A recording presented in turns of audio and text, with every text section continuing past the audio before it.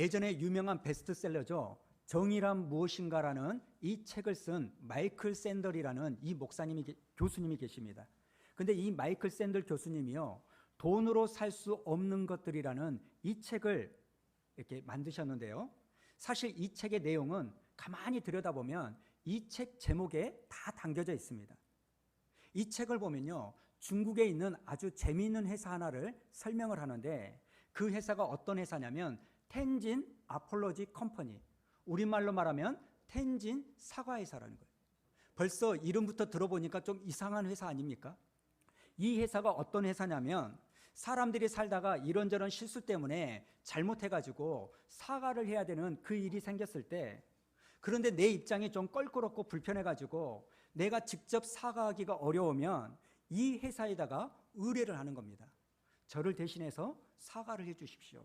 그러면 이 회사는요, 그 회사 안에 언변이 뛰어나고 대인관계나 심리학적인 전문직을 가지고 있는 이 사람들을 채용해 있는데, 이 사람들이 가서 대신 사과를 해준다는 겁니다. 이게 바로 텐진 어폴로지 컴퍼니라는 회사라는 겁니다. 제가 이 글을 읽으면서요, 아니 아무리 언변이 좋고 대인관계에 대한 기술자를 한다 할지라도 그 사람이 대신 사과하면 당사자가 이걸 받아줄까? 이런 의문이 들고, 아마 이 회사는 얼마 가지 못해서 망할 것이다, 제가 이런 생각을 해본다는 겁니다. 여러분, 아무리 이 세상이요 돈으로 못할 것이 없다 말하는 이 세상이라 할지라도 아직까지 이 마이클 샌들 교수님의 이 책 제목처럼 돈으로 살 수 없는 이런 것들이 의외로 많이 있습니다. 제가 설교를 준비하면서요, 자료를 찾다가 보니까요, 돈으로 살 수 없는 8가지라는 이 글이 있는데요, 여러분 한번 들어보십시오. 돈으로 집은 살 수 있지만 가정은 살 수 없습니다. 돈으로 침대는 살 수 있지만 잠은 살 수 없습니다. 돈으로 시계는 살 수 있어도 시간은 살 수 없습니다. 돈으로 책은 살 수 있어도 지식은 살 수 없습니다. 돈으로 지위는 살 수 있지만 존경은 살 수 없습니다. 돈으로 약은 살 수 있지만 건강은 살 수 없습니다. 돈으로 피는 살 수 있어도 생명은 살 수 없습니다. 돈으로 친구는 살 수 있어도 친구의 사랑은 살 수 없습니다. 여러분, 이게 바로 마이클 샌들 교수님이 말한 돈으로 살 수 없는 것들, 이걸 말하는 거 아닙니까? 그래서 저는 이 8가지 항목을 보면서요, 돈으로 집은 살 수 있고 침대는 살 수 있고 시계도 살 수 있고 책은 살 수 있지만, 그러나 이 돈으로 평안을 상징하는 잠은 살 수 없고 건강은 살 수 없고 생명은 살 수 없다. 이게 참 제 마음 가운데 와닿더라는 겁니다. 여러분, 우리가 신앙생활을 하는데 우리가 하는 이 신앙생활이 뭡니까? 우리가 하는 이 신앙생활이라는 것은요, 돈으로 살 수 없는 그것을 추구하는 게 신앙생활 아닙니까? 그러니까 우리의 신앙을 점검할 때요, 여러 가지 기준과 잣대로 우리의 삶과 신앙을 점검할 수 있지만, 그 중에 하나, 나는 지금 신앙생활을 하면서 무엇을 추구하며 신앙생활을 하는가? 돈으로 살 수 없는 것들을 추구하며 사는가? 아니면 돈으로도 살 수 있는 물질적인 것밖에 추구하지 않는 그러한 삶을 사는가? 이걸 돌아봐야 된다는 거예요. 여러분이요, 만약에 돈으로도 살 수 있는 물질적인 것들, 이것을 추구하는 삶을 살고 있다면, 여러분, 우리의 신앙생활은요 그만큼 저급하다는 겁니다. 그런데 시간이 가면 갈수록 돈으로 살 수 있는 것들은 줄어들고 돈으로 살 수 없는 것들이 점점 확장되어져 오면 우리의 신앙은요 자라고 있는 줄로 믿습니다. 그러고 보면 우리의 신앙생활이 이렇게 돈으로 살 수 없는 본질적인 것들을 추구하는 것이 신앙생활이다 보니까요, 우리에게 있어서 굉장히 중요한 게 뭐냐면 우리의 마음이 중요합니다. 우리의 마음이 어떠한 동기, 어떠한 태도로 살아가는가. 사실 하나님이 우리에게 요구하는 게 굉장히 많지 않습니까? 성경을 보면 이것도 하지 말아라, 저것도 하지 말아라, 이거 해라, 저거 해라, 많은 것들을 하나님은 원하시는데, 여러분, 그것을 압축하면 하나님이 원하시는 것은 딱 하나입니다. 그게 뭔지 아십니까? 우리의 마음을 주라는 겁니다. 마음을 얻기를 원하신다는 겁니다. 그래서 저는 가끔 새벽에 하나님의 말씀을 묵상하다가 그런 하나님의 마음을 느낄 때가 있어요. 배용수 목사, 나 다른 거 원하지 않아. 네 마음 나에게 주라. 네 마음을 내가 원한다. 여러분 혹시 들어보셨는지 모르겠지만 2015년도에요. 북한에서 우리나라로 치면 국방부 장관격인 현영철이라는 인민무력부장이요, 처형을 당했다는 뉴스가 왔습니다. 제가 아직도 기억하는 이유가 뭐냐면 그 뉴스를 보는데 눈길이 끄는 거예요.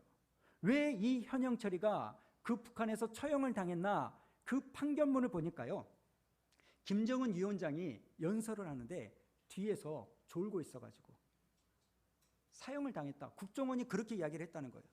제가 그 글을 읽으면서 설마 존다고 죽였을까? 이런 생각을 합니다만 너무너무 어이없는 거예요.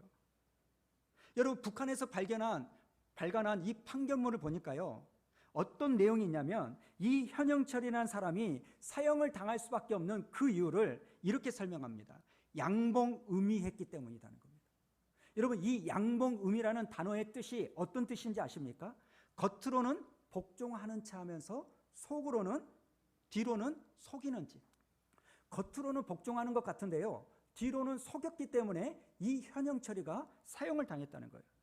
그리고 이 연관 검색어를 보니까요, 그 전에 훨씬 더 이 김정은이가 자기의 고모부 장성택을 죽였지 않습니까?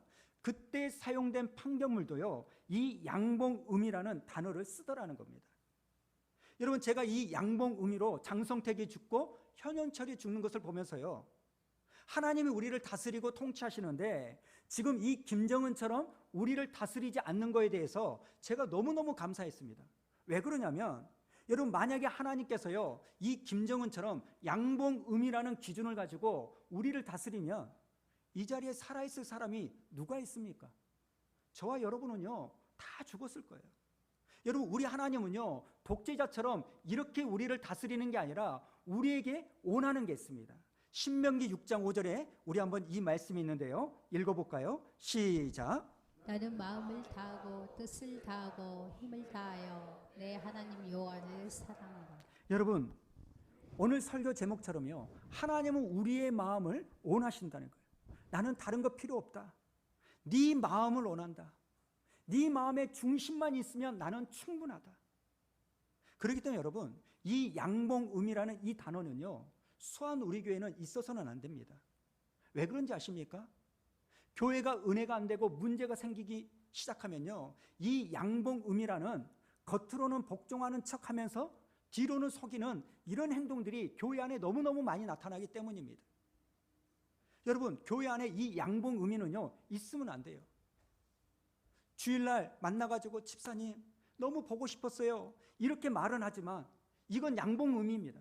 왜요? 전날 어느 집사님과 전화 통화하면서 그 집사님 뒷담화 했거든요. 이런 모습들이 있으면 안 돼요. 여러분, 제가 우리 사역자들에게 원하는 것도요, 그런 겁니다. 성도들에게 양봉의미하지 말아라. 겉과 속이 다르면 안 된다. 나한테도 그러지 말아라. 여러분, 제가요, 여러분에게 바라는 것도 그겁니다. 여러분, 제가 잘못한 게 있잖아요. 그러면요, 다윗을 꾸짖었던 나단 선지자처럼 여러분이요, 저의 멱살을 잡고서라도 저를 책망하시고 꾸짖으셔야 됩니다. 그러나 양봉의미는 안 됩니다. 겉으로는 좋아하는 척, 존경하는 척 하면서 뒤로 비판하고 판단하고 비난하는 이것들은 하나님이 기뻐하지 않으십니다. 이건 저도 예의가 아니지 않습니까? 겉으로는 성도들 위한 것처럼, 성도들을 위하여 사는 것처럼 말하면서 실제로는 제가 풍요롭게 살려고 여러분을 이용하는 이런 일들은 있지 않아야 된다는 거예요. 저는 이런 점에서 수안 우리 교회가 겉으로는 복종하는 채 하면서 뒤로는 속이는 행동을 하는 이 양봉의미가 자리 잡지 않는 은혜가 있기를 주님의 이름으로 축복합니다. 근데 여러분, 제가 목회를 하다 보니까요, 가끔씩 이런 모습들 때문에 제가 상처를 받을 때가 있어요. 작년에도 좀 그런 일이 있었습니다. 우리 교회가 개척한 지 6년이 됐죠. 6년 전에 개척을 했는데 마침 우리 교회가 개척하는 그 시기에 경기도에서 개척교회를 하다가 이제 광주 인근의 신도시에 내려와가지고 개척을 한 목사님이 계십니다. 그 당시에 그것도 개척을 하고 우리 교회도 개척을 했는데, 사실 제가 세박교회 출신으로서요, 우리 모교회에 대한 정말 각별한 사랑을 받고 이 교회를 세우게 만들었습니다. 그래서 저는요, 항상 이전의 세박 출신들에 대해서 늘 마음에 빚진 것들이 있었거든요. 이런 마음으로 교회를 개척하고 나서 이런 결정을 교회에서 내렸습니다. 우리가 우리 교회에 후원하는 후원금이 들어올 텐데 이 후원금이 들어오면 이걸 우리 교회에 쓰지 말고 우리 교회가 세박교회 출신 4군데에 선교를 하자, 지원을 하자, 이렇게 결의해가지고요, 매달 120만 원이 넘는 돈들을 지원을 했습니다.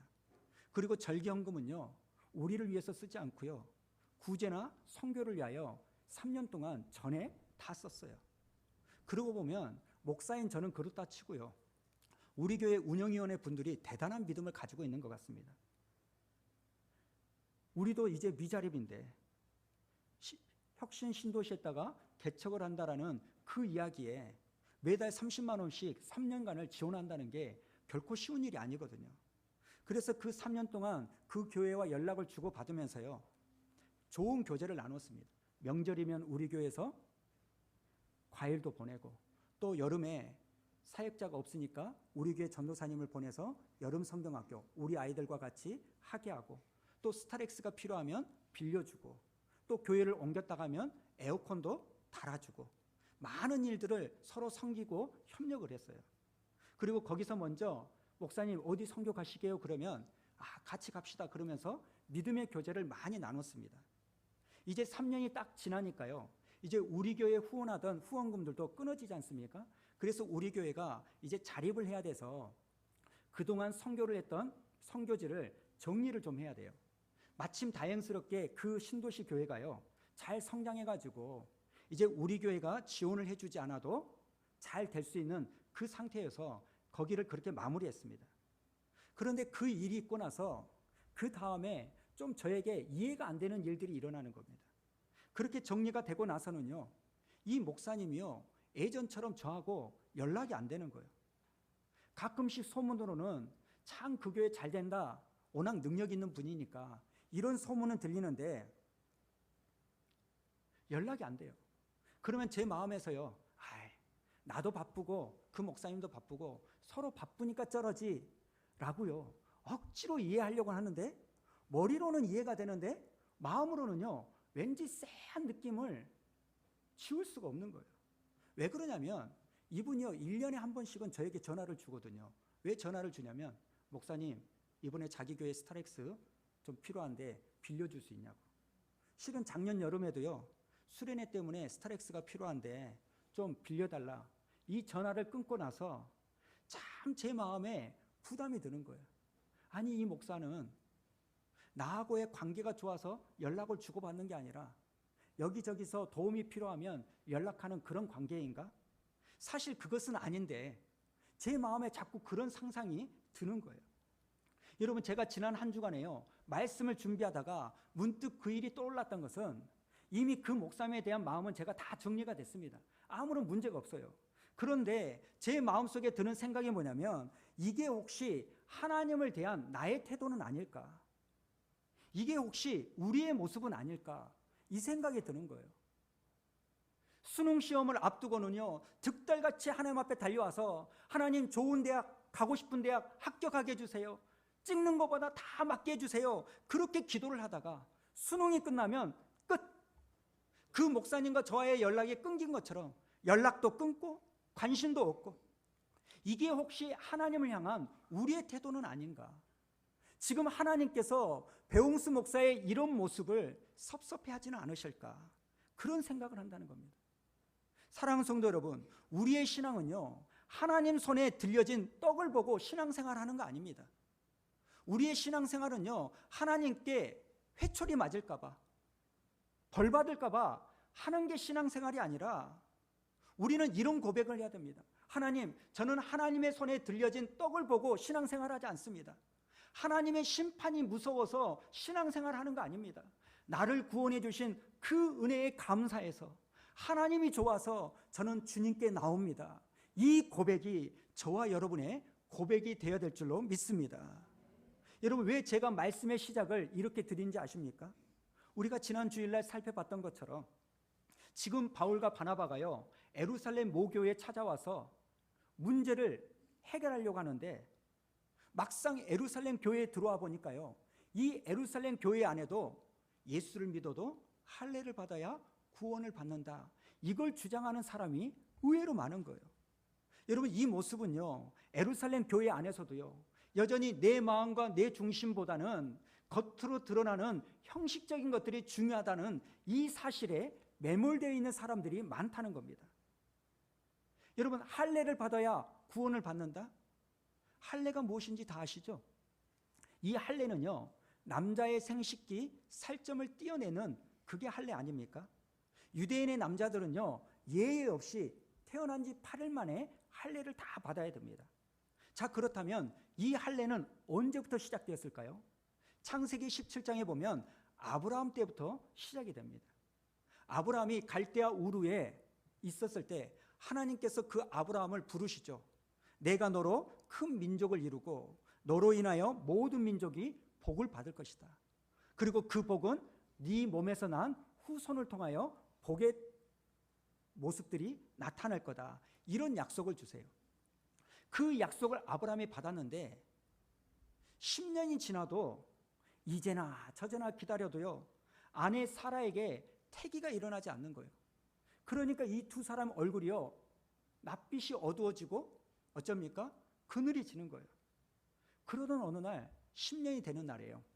아내 사라가 아브라함 남편에게요, 넌지시 입을 여는 거예요. 여보, 아무래도 내가 먼저 당신에게 말을 해야 되겠어. 우리 언제까지 이렇게 기다려야 돼? 아브라함은 벌써 이 말의 의미가 무엇인지 알죠. 아, 그럼 어떡해? 우리가 그렇게 노력해도 안 생기는 걸 나보고 어떡하라고? 그러니까 여보, 우리 더 이상 이렇게 있지 말고, 이렇게 있다가는 우리 집에 대가 끊기는 것은 둘째치고 하나님의 약속이 망가지게 생겼잖아. 여러분, 인간의 죄는요, 항상 이런 식으로 시작합니다. 내 속마음은 숨기고 하나님의 이름을 드러내면서 내 욕심을 채우려고 해요. 그러니까 여보, 하나님의 약속이 어긋나면 안 되잖아. 내가 눈 한번 찔끔 감을 테니까 내 몸종 하갈 있지? 하갈에게 들어가서 아이를 일단 낳아. 그게 좋지 않겠어? 이 말을 들은 아브라함이요, 귀가 나팔만해져가지고 고개를 끄덕거리면서 그래, 그렇게라도 해야지. 물론 이건 성경에 없는 이야기입니다만 제가 이해를 돕기 위해서 아브라함의 이 말에 넘어갔죠. 그리고 어떻게 해가지고 아이를 낳습니다. 그 아이가 누굽니까? 지금 중동의 조상인, 아랍인들의 조상인 이스마엘이에요. 근데 여러분, 이때부터 아브라함의 가정에 이상한 일이 생겨요.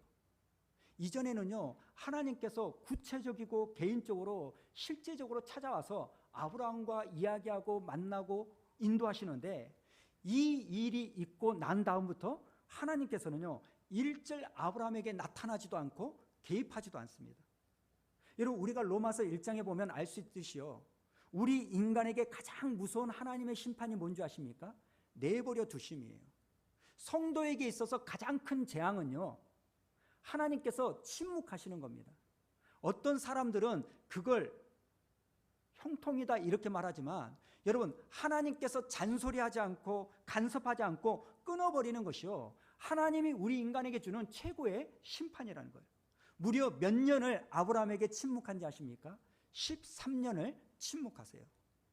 그리고 13년이 지난 99세가 되던 날 하나님께서 갑자기 아브라함에게요, 나타나십니다. 그러면서 아브라함에게 하나님이 두 가지 약속을 주시는데요. 자, 창세기 17장 4절 우리 한번 읽어볼까요? 시작. 보라, 내 언약이 너와 함께 있으니 너는 여러 민족의 아버지가 될지라. 이 약속을 주시고요. 그리고 7절에 또 한 가지 약속을 주는데, 내가 내 언약을 나와 너 및 네 대대 후손 사이에 세워서 영원한 언약을 삼고, 그 다음에 뭐라고 말합니까? 너와 내 후손의 하나님이 되리라. 여러분, 지금 하나님께서 무슨 말씀을 하는 겁니까? 13년 전에 이 아브라함의 불순종과 인내하지 못한 것으로 깨어졌던 이 하나님과의 관계를 다시 회복하겠다는 거 아닙니까? 여러분, 이 약속의 말씀을 주신 다음에 하나님이 아브라함에게 요구하신 게 할례입니다. 자, 10절 우리 한번 읽어봅니다. 시작. 너희 중 남자는 다 할례를 받으라. 이것이 나와 너와 너희 후손 사이에 지킬 내 언약이니라. 여러분 한번 생각해 보십시오. 지금 할례의 유래가 이렇게 시작되었다면 지금 하나님이 이 할례라고 하는 종교 의식을 통하여 아브라함에게 원하는 게 뭡니까?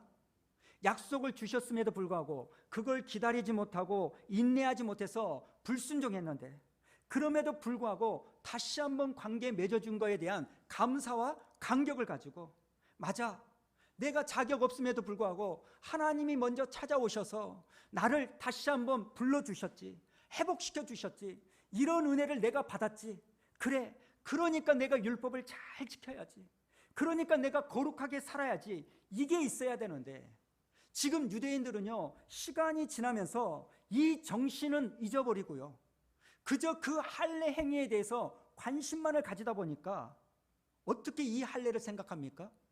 구원 얻는 전제 조건으로 이 할례를 생각하는 모습이 있는 거예요. 우리에게 마음은 없어도 되고 할례만 받으면 돼. 드렸다고 하면 되지. 고르반 실제로 안 드려도 나 할례 받았으니까 마음은 드리지 않아도 나 천국 가, 이런 생각이 있다는 겁니다. 오늘 우리의 삶의 모습 가운데 이러지 않습니까? 나 예배 왔잖아, 그러면 되지. 헌금 드리잖아, 봉사하잖아, 뭘 더 바래? 혹시 이런 모습은 있지 않습니까? 우리가 왜 예배를 드리고 헌금을 하고 봉사하고 헌신합니까? 하나님께서 나를 구원해 주신 그 은혜의 감격의 표현으로 하는 거 아닙니까? 그런데 어느 순간 마음은 온데간데 없이 주객이 전도된 이 모습들이 이 유대인들에게 일어났다는 겁니다.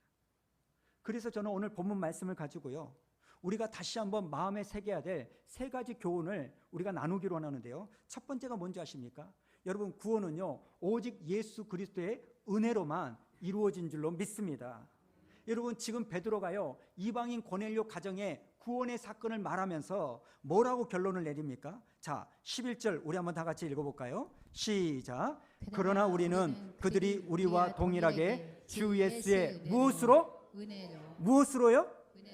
은혜로 구원받는 줄을 믿노라. 여러분, 지금 베드로의 이 믿음의 고백은요, 유대인이나 이방인이나 오직 예수 그리스도의 십자가의 은혜로만 받는다. 지금 할례와 같은 이 종교적인 행위는 구원의 조건이 아니라 나를 구원해 준 하나님의 은혜에 대한 감사의 표현이다, 외적 표시일 뿐이라는 겁니다. 여러분, 원래 아브라함은요 하나님을 섬기던 사람이 아닙니다. 아브라함은요 우상을 섬기던 사람입니다. 그런데 어느 날 이 아브라함이요 스스로 자기의 잘못을 깨닫고 할례를 받았기 때문에 믿음의 조상이 된 겁니까? 아닙니다. 먼저 하나님께서 아브라함을 불러주시고 택하여 주셨기 때문에 믿음의 조상이 된 겁니다. 주신 약속을 깼지만 다시 한번 하나님의 약속을 이루어 주시는 말씀을 들었기 때문에 그거에 대한 감사의 표시로 할례를 했다는 겁니다. 사랑하는 성도 여러분, 우리 기독교에 있어서요 구원의 문제에서만큼은 기독교는요 독단적이고 독선적입니다. 왜냐하면 천하 인간에게 구원을 얻을 만한 다른 이름을 주신 적이 없습니다. 오직 예수만이 길이요 진리요 생명인 줄로 믿습니다. 다른 것은 다 포용해도요 이 구원의 문제에 있어서만큼은 우리가 절대로 양보할 수 없는 가치인 줄로 믿습니다. 여러분, 우리가 구원받은 거, 우리가 하나님의 자녀가 된 것은 먼저 내가 하나님을 믿었기 때문이 아니라 전적으로 하나님께서 자격 없는 우리를 불러주셨기 때문에 그러한 것임을 자각하는 저와 여러분 되기를 원합니다. 그런가 하면 두 번째로 오늘 말씀 가운데 우리가 새겨야 될 게 뭐냐면, 여러분, 유대인들은요 이 할례를요 혈통적 우월주의로 변질시켰습니다. 이 유대인들은요 다른 민족들보다 자기 민족이 뛰어나다라고 착각을 해요. 왜 그러냐면 율법과 할례를 가지고 있다는 것. 여러분, 이 할례라고 하는 이 행위 가지고요 다른 사람들을요 차별하고 폄하합니다. 그렇다면 오늘날 우리 이 시대는요 이런 유대인들과 같은 모습이 없을까요? 아니요, 많죠. 우리 식으로 표현한다면 나 목사거든, 나 장로거든, 내가 이 교회에 와가지고 얼마나 놀라운 일을 한지 알아? 내가 교회를 얼마나 많이 세우는지 알아? 내가 얼마나 많은 열매를 가졌는지 알아?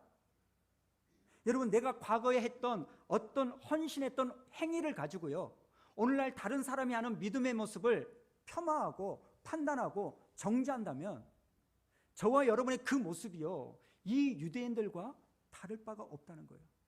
여러분, 우리가 하나님 앞에 충성한 거 귀하죠. 우리가 하나님 앞에 열심과 헌신을 낸 것 귀하죠. 그러나 그것이 다른 교회를 판단하고 다른 사람을 폄하하는 도구로 쓰임 받는다면 오늘 본문에 나오는 이 유대인들과 다를 바가 없다는 거예요. 그런가 하면 세 번째로 할례와 관계돼서 우리가 생각해야 될 게 뭐냐면, 이 유대인들은요, 종교적 형식주의로 변질시켜 버렸다는 겁니다. 할례만 받으면 돼. 마음은 없어도 돼. 여러분, 이걸 가지고요, 사도 바울이 로마서에 보면 이런 말씀을 합니다. 자, 28절과 29절 우리 한번 읽어볼까요? 시작. 무릇 표면적인 유대인이 아니요 표면적인 육신의 할례가 아니니라. 오직 이면적이고 유대인의 유대이며 할례는 마음에 할지니 영에 있고 율법 조문에 있지 아니한 것이라. 그 칭찬이 사람에게서가 아니요 다만 하나님에게서니라. 여러분, 표면적 유대인이 아니라는 겁니다. 마음으로 하는 것이 진짜 할례라는 거예요. 여러분, 우리가 예수 믿고 나서 하는 여러 가지 상징적인 행위가 있지 않습니까? 침례, 세례도 마찬가지예요.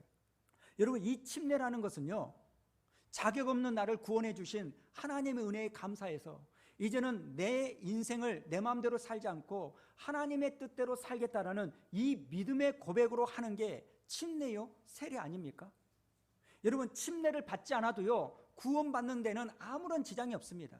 단지 침례를 받는 이유는 하나님이 구원해 주신 그 은혜에 감사해서 나는 이제 하나님의 뜻대로 살겠다라는 커밍 아웃이에요. 여러분, 물에 들어왔다 나가는 게 중요한 게 아닙니다. 그러나 오늘날 우리의 많은 모습을 보십시오. 그 마음의 중심은 온데간데 없고요, 그저 겉으로 드러나는 행위적인 부분을 가지고 너무너무 매몰되어 있는 거예요. 오늘 말씀에 보면 할례는 마음에 할지니라는 이 말씀을 가지고 우리 마음 가운데 적용해야 될 게 굉장히 많이 있지 않습니까? 먼저 우리가 점검할 수 있는 것이요, 예배 아닙니까? 여러분은 매주마다 드려지는 이 예배가 여러분의 마음으로 드려지는 예배가 되고 있습니까? 요한복음 4장 24절에 보면 하나님은 영이시니 예배하는 자가 영과 진리로 예배할지라. 여러분은 오늘 이 예배당으로 올 때 기대감을 가지고 오십니까? 배웅수 목사를 바라보면요, 기대감이 있을 수가 없어요. 맨 설교하다가 흥분해가지고 말 빨라지고 언성 높고 은혜 안 된다, 뭐 이렇게 생각할 수밖에 없잖아요. 여러분, 배웅수 목사의 설교를 기대하는 게 아니라 오늘 이 예배 가운데 하나님의 어떠한 말씀을 주실까, 내가 이 예배를 통하여 하나님 앞에 어떤 사랑의 고백을 할까, 이 마음이 담겨져 있는 예배냐는 거예요. 우리가요, 간혹 가다가 영화 보는 영화보다 못한 예배를 드릴 때가 많습니다. 영화를 보려고요, 티켓을 애매했는데 차가 밀려가지고요, 그만 한 5분 정도 늦을 것 같아요. 그러면 여러분 어떠십니까? 이미 늦은 거 천천히 가자 이러면서 갑니까? 조금이라도 더 빨리 보려고 빨리빨리 뛰어가면서 정정걸음으로 뛰어가잖아요. 그러나 여러분, 여러분의 예배는 어떠십니까? 예배 드리는 삶의 태도는 어떠신지 여러분 착각하고 돌이키는 은혜가 있기를 원합니다. 그런가 하면 우리 헌금 생활도 마찬가지예요. 제가 교회를 개척하면서요, 헌금에 대해서 몇 가지 결심한 것이 있다, 여러분에게 자주 말씀드렸습니다. 첫 번째가 헌금 주머니 안 돌린다. 아직 믿음이 없고 약한 신앙이고 헌금할 수 있는 상황이 아닌데 헌금 주머니 돌리면 민망해가지고 어떻게 하나. 그리고 11조니 감사헌금인지 이런 내용들 주보에 내지 않는다. 그리고 또 하나, 헌금 절대로 강요하지 않는다.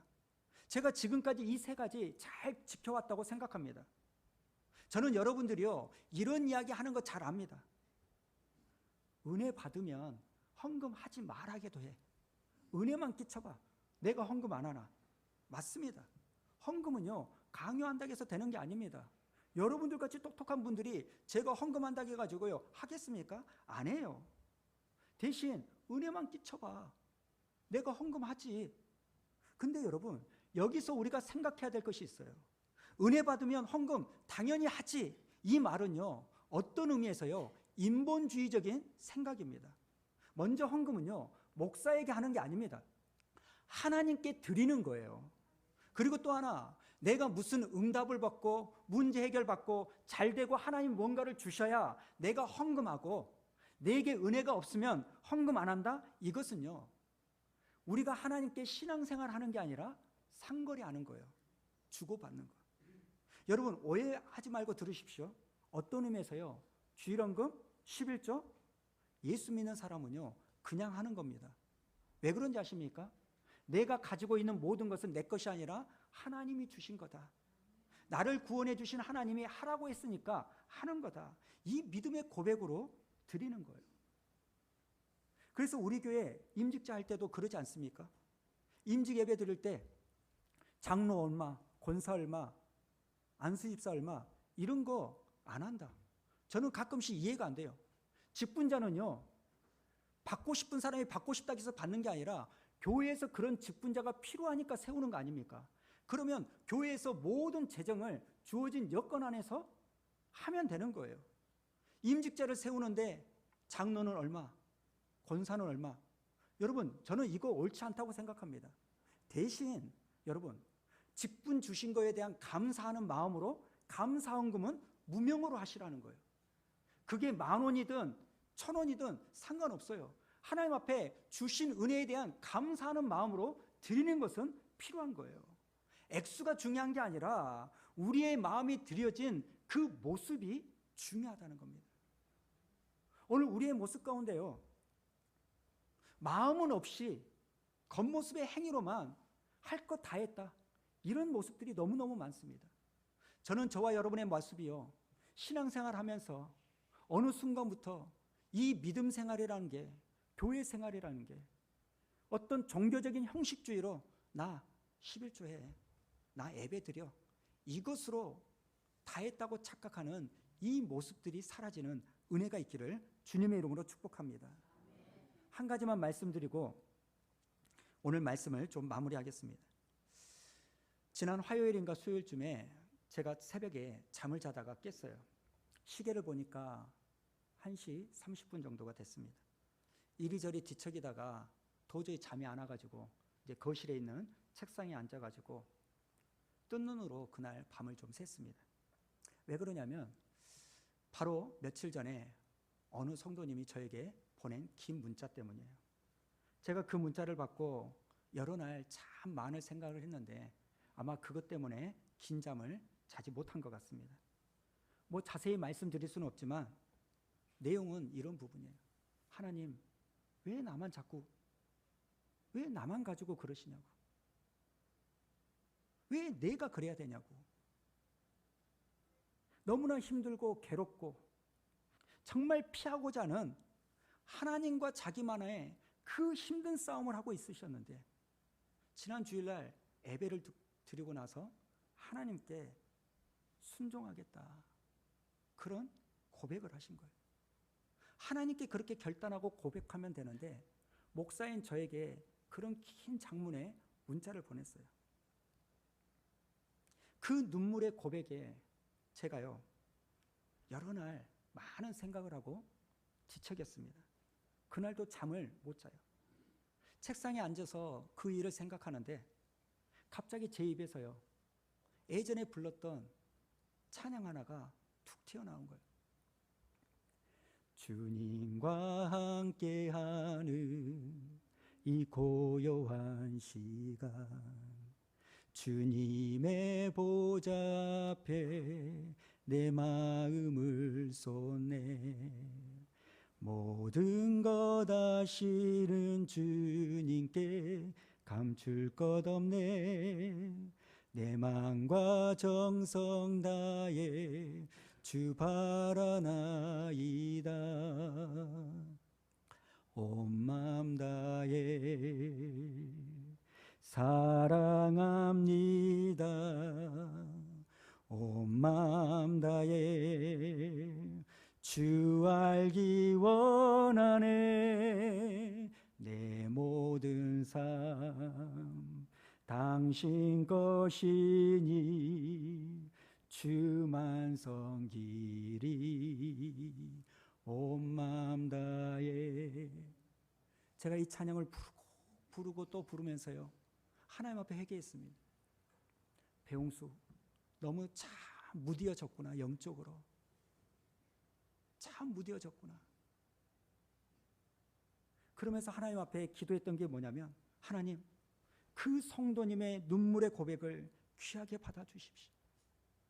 앞으로 어떻게 될지는 모르지만 지금 이 순간 마음을 다하여 고백한 그 눈물의 고백, 주님 귀하게 받아주셔서 그 고백대로 사라지는 은혜가 있기를 원합니다. 그런가 하면 또 하나, 우리 교회 성도들을 향한 기도가 나오는 거예요. 하나님, 주어진 여건 안에서 최선을 다하여 하나님을 신앙하는 수한 우리 교회 성도들 기억하여 주셔서 하나님 온 마음 다하여 주님을 섬기는 그 모습, 그래서 이 땅에서 남들이 가진 거 누리지 못한다 할지라도 주님 만날 때 내가 너의 눈물을 보았고 내 기도를 들었다라는 그 주님의 위로의 음성을 들으면 하나님, 우리 교회 성도들 성공한 거 아닙니까? 주님 붙잡아 주시옵소서. 사랑하는 성도 여러분, 혼란한 이 시기에 우리가 점검해야 될 게 뭡니까? 나는 이런 주님을 사랑하는 이 마음이 있는가? 이 사랑의 마음으로 할례를 받고 이 사랑의 마음으로 예배를 드리고 이 사랑의 마음으로 기도를 하고 교회를 섬기나? 지금 나의 이 믿음의 모습은 주님을 향한 마음이 없이 예배 드리고 기도하고 신앙생활하고 있지는 않는가? 오늘 주님이 저와 여러분에게 원하시는 것, 우리의 마음을 원하시는 하나님임을 알고 주님 앞에 우리의 마음을 드릴 줄 아는 믿음의 역사가 있기를 주님의 이름으로 축원합니다.